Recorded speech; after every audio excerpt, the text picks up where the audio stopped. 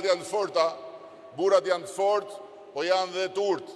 Kur gratë janë dobta, burrat janë të dobët, por shumë agresiv, duke zgjeruar hapësirën për gratë, duke fuqizuar gratë, duke i dhënë grave më shumë vend në të gjitha nivelet e përfaqësimit.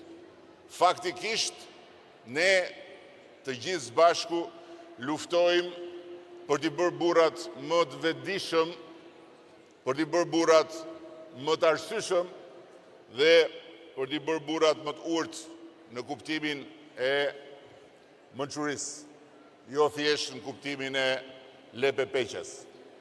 Dhe thënë gjitha këto, unë dua t'ju them se në vigjilje të një sfide shumë të madhe që Shqipëria ka, jo Partia Socialiste. Partia Socialiste ka barrën e saj të pa shmangshme në këtë sfidë. Por në 11 maj, Shqipëria ka një sfidë. Ka sfidën për të mos humbur as një minutë në një proces ku rrethanat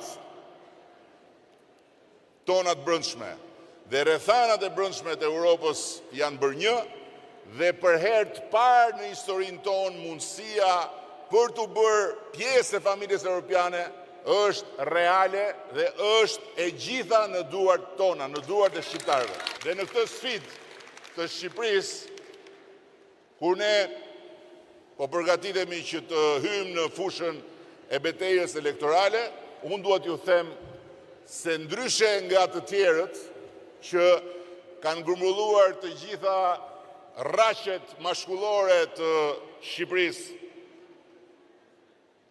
në emër të një madhështie që Zoti e di se ku është, se gjëja më madhështore që unë shoh në ata anë janë mustaqet e Kujtim Gjuzit, po e vetmja gjë madhështore.